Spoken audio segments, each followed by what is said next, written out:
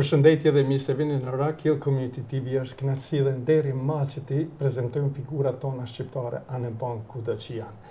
Sonte kemi kënaqësinë të kemi të ftuar poetin dhe shkrimtarin Naman Osmani, një krijues që me penën e tij ka ruajtur gjallë dashurinë për adeon, lirinë dhe identitetin kombëtar. Faleminderit e sa kënaqësi është kur kam njerëz, sidomos atë prej Kosovës tonë që na vinë na vizitojnë. Mirë se erdhe.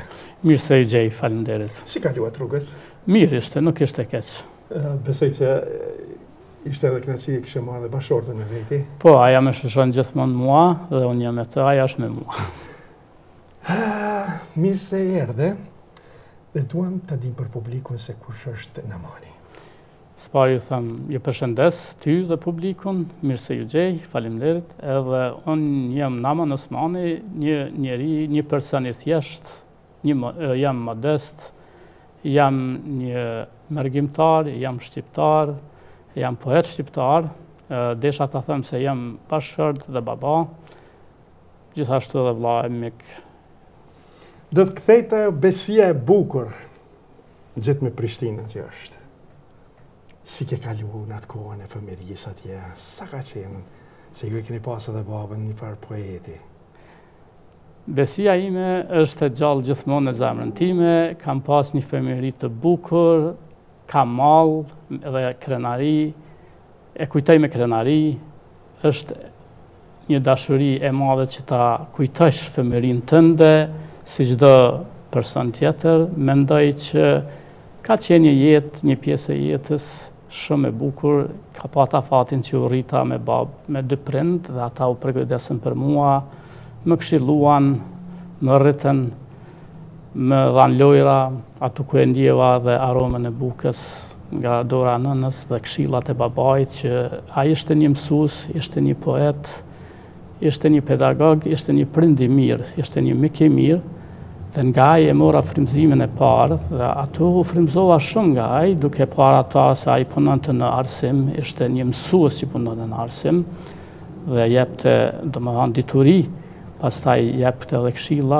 tek ne, domethënë tek vëllezërit motrat në shtëpinë tonë, libri ishte i veçantë të shkruarit, ishte diçka që gjithmonë mbizotronte dhe në shtëpinë tonë, dhe ai ishte frymëzimi im kur e pajsh ata duke shkruar, duke lexuar me pasion dhe duke na dhënë këshillat se si të respektohet gjuha shqipe dhe të duhet kombi dhe të respektohet, edhe nga i mësova që fjala ka peshë dhe është domethënë që fjala është e dinjitetshme.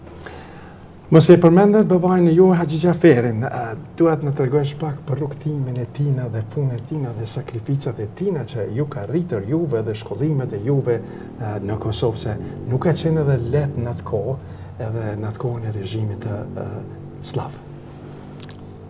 Ashtu është e vërtetë se nuk ka qenë lehtë, ka qenë një periudhë shumë e vështirë dhe ka pas pasiguri, sidomos në pushtetin që e kemi pas, nuk ka qenë fjalë e lirë që të shprehesh, domethënë që tamam që je një shqiptar i vërtet, ose që të thuash që jam shqiptar i Shqipërisë, po vetëm jam shqiptar i një nacionaliteti ose kombësie shqiptare që është na trajtonin në atë kohë në Jugosllavi, sidomos regjimi serboslav në atë kohë. Baba im ishte më së pari, ishte rritur në një familje bukur të mirë, kështu babgjyshi im dhe axha im ishin punëtor të mirë dhe kishin merreshin me bujqësi dhe bregdetori, kështu që trashëguan diçka, mirë po baba im ishte pastaj filloi që të shkonte në një shkollë në Mejtep, mirë po më vonë ai kuptoi se duke ditur se gjuha shqipe dhe që punojsh për kombin është një nder i madh, ai filloi të shkollohet.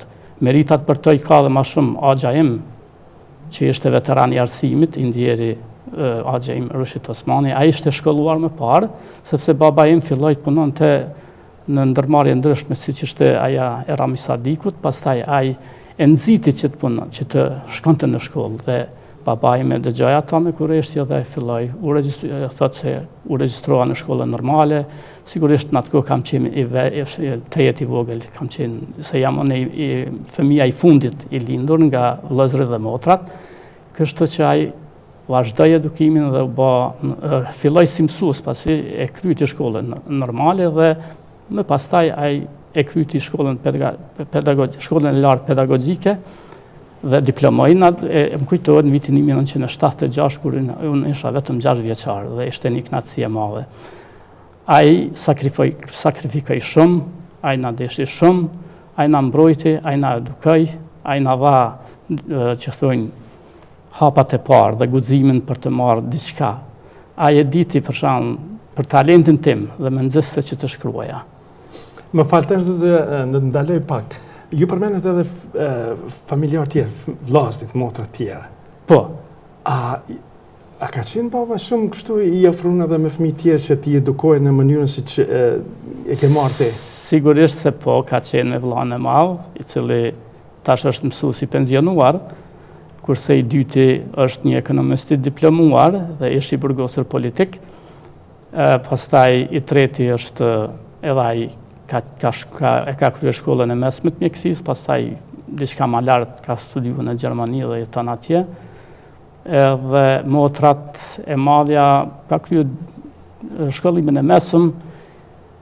Motra e dytë ka kryer gjithashtu shkollën e lartë pedagogjike dhe motra e tretë gjithashtu shkollimin e mesëm. Po kjo ishte, domethënë, në atë kohë ishte bukur vështirë dhe që të afrosh diçka që ka mundesh ti ta synosh ose që të realizosh, por megjithatë ja dalëm.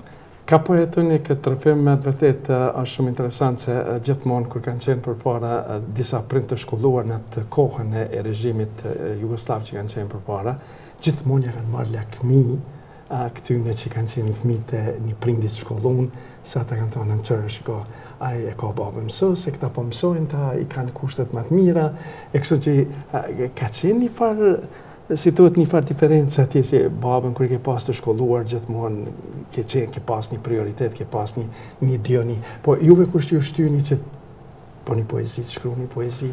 Thash edhe më parë, po ashtu ishte vërtet, ajo mësuesi kishte një prioritet madh në atë kohë dhe nuk duhet zhvlerësohet kurrë. Puna e mësuesit duhet vlerësohet shumë. Sigurisht që baba im është frymëzimi i parë. Por kur hyra në shkollën fillore, në Çmi Mustafa në Besi, me dhëmë të qumshtit, që qaloja gjuhën, fillova ta mësoja alfabetin, shkrimin, leximin, pastaj fitoj diturin, dhe kjo dituri pak u forcua, dhe mora guximin që të shkruaja në gazetën e Murit, Rreze Drite, ato fillova botimet e para, duke e parë se to sigurisht prekun emocionet e lexuesve dhe aja më inspiroi dhe më hapi dyert apo portën e poezive apo vargjeve dhe sot e tutje dhe ashtu kam vendosur që të shkruaj deri në frymën e fundit. Cila moshta ka qenë kur keni filluar? Aja ka qenë moshë fëmijërisë, dikon prej klasës 4-5, ndoshta, klasës 5 në atë kohë, 6 shkollë fillore. Më fal, nga u inspirove ti në atë moshën e re që të shkruash poezi, nga erdhi ajo si thuhet ai vullneti ose çka pave? Sigurisht është edhe mësuesi im që ndikante, pastaj deri në klasën e 4 kemi pas një mësues që nuk e harroj kurrë, që na udhëzonte, pastaj prej klasës 5 e kisha një arsimtar gjuhës shqipe të jetë i mirë dhe edhe ai më nxiti shumë, po sigurisht që ky është një talent i imi. Inspirimi, dashuria për kombin, për atë për flamurin, për traditat tona, ishte diçka e re për jetën time, një qels që hapi një derë shumë të mirë për mua, një derë që mund ta gjej ato rehatin shpirtërore. Kam një libër në dorë të Haxhi Xhafer Besia, Vaj mërgjimtarit. Dua ta di me të vërtetë edhe ata njerëz që nuk jetojnë sot, por kanë lënë vepra shumë të mira, kështu dua që sot i përmendim sa libra ka shkruar baba dhe çka ka shkruar. Babaja im ka shkruar 2 libra. Vaj mërgjimtarit është libri I fundit I tij, është botuar 2020 sa di, dhe është promovuar në kohën e Covidit, kurse librin e parë Me lejo kohë, I ka shkruar pak më herët, mirë po nuk e kam këtu me vete, fatkeqësisht e ka shkruar, ai shkruante poezi, shkruante tregime, lexonte shumë me pasion, e ka të më hanë këtu, ai I ka ndërlidhur gjërat e asaj kohe, vujtjet e popullit, gjithçka që I ka ardhur në inspirimin e tij. Nuk janë botuar para luftës? Jo, s'janë botuar para luftës. Ai kishte filluar botonte, më ka treguar në gazetën Jeta e Re, që ishte I madhi Esad Mekuli. Ato vjesha I ka botuar në librin tjetër Me lejo kohë, por që se ai diçka kishte pasur një frikë nga pushteti, se vjeshat pak janë senzitive. Janë pak, duhet të shkush në mënyrë ma alegorike ose metaforike që të depërtosh. Kështu që babai im nuk e di përse pak ashtu e pushoi poezinë dhe u morr me punët e familjes dhe vazhdoi. Dhe ka qenë koha të hershë që edhe nuk kanë guxu njerëzit aq shumë që mu ekspozu në shkrimet e tyre ose në botimet, sepse ka qenë regjimi ashtu. Kështu që unë me të vërtet kam kënaqësinë sot që të përmendet edhe emri I tij dhe puna e tij dhe ideja e tij në shkrimet e tij sot në Rock Hill Community TV. Por të dalmi tash prej librave, do t'ju pyes se ardha në Shtetet e Bashkuara të Amerikës, kur ka qenë, cili vit dhe si kanë qenë ato sakrificat kur keni lanë shtëpinë në Amerikë? Në vitin 1992 kam emigruar në Amerikë. Amerika mi hapi dyert dhe ma mundsoi që të krijoj një jetë të re, dhe kuptova çfarë është demokracia. Rruga e emergjimit nuk ishte një zgjidhje e mirë për mua, ta them të drejtën, nuk ishte me dëshirë, dhe ishte një nevojë më tepër. Rruga e emergjimit duhet kuptoj çdo mërgjimtar, edhe unë, që është një sakrificë, më falni. Domethënë nuk duhet të lahet në harres, rrënjët e tua nuk duhet në harruar kur. Unë jam ai që nuk më I harroj rrënjët, dhe pena është aja që mua më udhëzon që të shkruaj për atë dheun, për atë dashurinë, për motive të ndryshme, si edhe për njerëzit e mëdhenj që I kemi, për heronjt tonë që sakrifikuan për lirinë, për dëshmorët, për gjakun e tyre që është I shenjtë, për lirinë tonë, për shtetin tonë, për ëndrat tona, për shpresën tonë. Kjo është aja që mua më shtyni edhe më frymëzoi që të shkruaj. Domethënë, në librën e parë Udha e mërgjimtarit, e ka një kuptim, që unë e mora këtë udhë të mërgjimtarit. Jo me një dëshirë që ndam nga gjiri ngrohtë familjare, ishte shumë e vështirë, ose nga jeta studentore që I lash përgjysmë, dhe nga shoqëria, duke I menduar edhe lojrat më të hershme që I ndanëm, edhe ajrin që I ndanim. Aja ishte një pafajsi, po ishëm të detyruar, kuptoni që ishte kohë shumë e rëndë, si për mua dhe për çdo mërgjimtar tjetër. Nuk e besoj që çdo mërgjimtar del me dëshirë. Pa marrë parasysh. Pushteti ishte shumë I egër në atë kohë.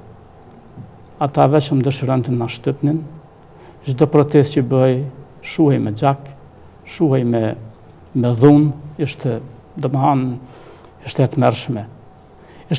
Por e kuptoja që rinia kishte ishte elite e madhe, ishte shumë e angazhuar dhe kishte shpresën e gjallë që një ditë liria do të vente. Ata punonin shumë. Në mesin e tyre isha edhe unë. Kam fatin që punova me njerëz të mirë. Si thash, hapat e para në Shtetet e Bashkuara të Amerikës, punat e tua të para, cilat ishin edhe ju, me sa po e kuptoj, ju poezita, keni ndryshuar diçka poezit prej shtëpisë këtu? Me dhënë ndryshim? Ndryshimet e mia janë pauza e gjatë, domethënë jeta në Amerikë dhe jeta në Kosovë, një stil tjetër. Tash ne dinim kuptimin e demokracisë. Ishëm rritur në një sistem socialist apo komunist që shprehte në mënyra ndryshme në baza marksiste ose komuniste gjëra tjera. S'du të hi shumë politik, por dua ta shpreh se ajo është një realitet i kohës. Kurse kur erdha këtu, mu duk diçka ndryshe, fillova të punoj gjithçka, në për restorane, në për pizzeria, pastaj në për sigurime, kompanitë sigurimeve, në kompanitë pastrimeve, dhe fillova që dhe të shkoj të shkollohem. Kjo nuk ishte e lehtë që të punoje dhe të shkolloheshe kur edhe duhesh që ta suportoje familjen atje, që ta mbështetse familjen, se gjendja ekonomike është shumë e rëndë. Dhe ne nuk erdhëm për të mbetur këtë gjatë, gjithmonë me një shpresë se do të kthehemi në Kosovën e lirë. Këto poezi që kam shkruar, duke filluar me Udhën e Mërgjimtarit, ishin të fjetura, kurse poezi që kam pasur shkruar do shkrimet gjatë luftës, kur mora i lajmin se janë djegur, pasi që sulmuan fshatin Besi dhe i dëgjën shtëpijat, banorët qenë me fat që u evakuan dhe deportuan, pa thjerë në këmbë, pasi që UÇK-ja kishte hapë zjarë kundër forcave të armikut, kudo që siç dihet lufta filloi zgjerohej, po ashtu edhe në Besi, UÇK-ja ja shkrepi plumbin, ja drejtoi pushkën armikut, dhe në atë rast ata u hakmarrën duke i djegur shtëpi dhe çka gjanë, dhe ato nëse natyrën e kisha lanë shumë dorëshkrime, të cilat janë ndrojnë një ditë të betoja, por fatkeqësisht ato humbën, por nuk humbën në shpirtin tem. Ato u dëgjën, por në shpirtin tim nuk u dëgjën, ato mbi jetuan, dhe sot domethënë nga ky libër e mora guximin që të shprehen gjithçka që ndjej në vargjet nga kujtimet e atë dashurisë. Historinë e lashtë që kemi si popull, mburrë me të, pastaj shkruaj për luftën, për gjithçka që e kam përjetuar, si për veten time, si për familjen, si për njerëzit e mirë, si thash edhe më parë që pa fatin për një kohë që punoj, gjithçka është në Udhën e Mërgjimtarit, në Ëndrrën e Lirisë dhe Pena për atë dheun. Me qenë se kam këtë librin në dorë, Udha e Mërgjimtarit, po më prek edhe mua, se do jam një personalitet që ka marrë rrugën edhe ka marrë si mërgjimtar këto. Kisha pas dëshirë për dëgjuesit edhe shikuesit tanë që na shikojnë në këtë librin, ku mund ta gjejnë që t'i lexojnë këto poezitë e bukura? Keni ndaj faqe tikun që mund t'i gjejnë këto libra? Nuk kam faqe akoma, dhe ky libër unë kur e kam botuar në shtëpinë botuese Dardania në Podujev, një redaktor zoti Rudi Berisha, dhe ky ishte hapi im i parë, botova 200 kopje. Dhe të gjitha ato i kam dhënë më shumë si i kam dhënë si donacion te shkolla ime fillore apo ku kam mundur te njerëzit e afërt, derisa në vitin e kaluar pata rastin që të marrë pjesë në Albanian Book Fest, në panajirin shqiptar amerikan e organizuar nga shoqata panshqiptare.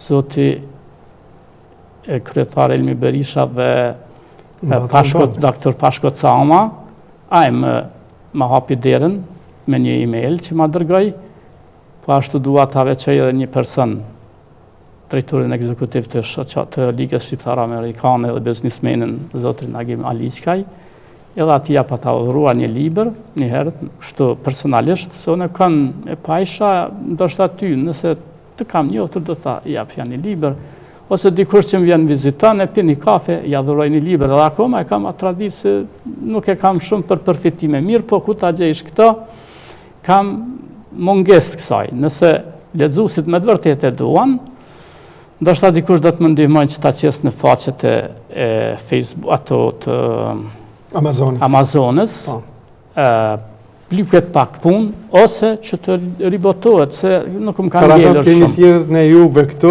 që t'japim pak punë, që sa do qoftë i promovoni edhe nëpërmes Amazonit që t'i kemi. Tani, ku e përmendet zotin Aliçkaj, kemi pasur në studion tonë këtu, ka qenë dhe kemi biseduar me te. me të vërtet një bashkëtetar shumë, një veprimtar i madh i shqiptarisë tonë. Do të flasim pak me ëndrrën e lirë. E lirisë. Kjo ishte udhëtimi, kjo e lira. Me ëndrrën e lirisë, më falë. Me ëndrrën e lirisë, kërkoj ndjes. Me ëndrrën e lirisë, vetë titulli tregon që ishte një agjend ose pjesë ose copë e trupit dhe zemrës time. Dikush lufton për liri, kurse dikush me penë ose me laps lufton dhe shkruan domethënë atë që është shpreh për atë dhe unë. Unë e zgjodha penën, pena është një mjet patësor, mendoj, përmes paqes dhe përmes ndjenjave që vinë në shpirtin, përmes inspirimit apo frymëzimit të fortë që vjen si forcë shtytëse, pastaj vjen det në tru dhe nganjëherë drillet edhe dora se aq shpejt vinë dhe dua ta shpresh në varg. Me ëndrrën e lirisë e tregon kur ëndra zbriti në Kosovë, sa isha e gëzuar. Shqipëria, siç e dim, është një shtet i pavarur që nga viti 1912, mirë po Kosova mbeti jashtë dhe shumë troje shqiptare që mbeten jashtë, e ndroj akoma Shqipërinë e bashkuar si çdo shqiptar tjetër, si çdo mërgjimtar tjetër, se edhe ti je një mërgjimtar, edhe ti ne jem ata që e lidhim, jemi ura që domethënë mërgjimi dhe mërgjimtarit është ura që lidh me Kosovën, Shqipërinë dhe tërë botën. Domethënë me ëndrrën e lirisë e ka marrë këtë titull. Kjo është një moment që inspirohesh, mirë po e paraqet realitetin e kohës. Me kujtimet që i mbaj në gji, me kujtimet e mia që i shpreh përmes vargjeve, ato mund ta gjesh, domethënë edhe jetën time autobiografike është pak, po është kolektive, në realitet përfshin çdo gjë. Jam munduar që të shkruaj, siç thash edhe më parë, për njerëzit që kanë shkuar nga kjo jetë, që kanë dhënë jetën për lirinë tonë, dhe duhet kemi respekt, duhet të kemi nder, duhet të mburremi gjithmonë, një farë mënyre nuk duhet harruar kurrë dhe duhet shtjelluar, po matutje këto me ëndrrën e lirisë, aja është që ka qenë dhe mbetet gjithmonë në zemrën time dhe do ta vazhdoj gjithmonë ta respektoj këtë. Kur do të na del pena e Adeut? Pena Adeut ka dalë në botim. Botim, po. Shpeti ka dalë në botim, pa ajo është botuar, ata vetëm janë duke me pritur që të shkoj, se me 10 shtator do të jem atje, sigurisht me 11 do ta kem në dorë. Edhe do ta promovojmë. Sigurisht, po. Faleminderit. Na flasim pak edhe për revistën shqiptare, Albania, Shqipëri Natyrale. Po. Albania, Shqipëri Natyrale është grup autorësh që botohet në Prishtinë, është klubi letrar Zahir Pajaziti, gjithashtu është Rudi Berisha, është një shkrimtar, poet, artist, eseist, gjithçka. Ai është ai që ma hapi derën mua me udhën e mërgjimtarit dhe me ëndrrën e lirisë. E kurse këtu jemi grup autorësh. Këtu kam disa poezi të botuara në këtë libër që janë marrë nga udha e mërgjimtarit, kurse janë edhe 2 numra tjerë që se kam fillu pe 21-shit, janë edhe numri 22, 23, pastaj 24 dhe gjithmonë ai i organizon këtë punë dhe i zgjedh disa poezi pe grup autorësh që shkruajnë për sigurisht për Adeun, për herojt, për gjithçka që neve na preokupon si poet, se ne i kemi kornizat tona. Cila poezi është më e dashur dhe pse e juaja? Nuk mund ta veçoj asnjë, mund të them se gjitha janë të dashura. Më e dashura mund të jetë për udhën e mërgjimtarit, a mund ta marr në dorë? Po lutem. Është pak, më fal. Me të vërtet është kënaqësi që ti kemi edhe këto librat juaja që janë të shkruara bukur, këto poezitë, sidomos janë edhe pak prekse, janë rrëfen. No. Po,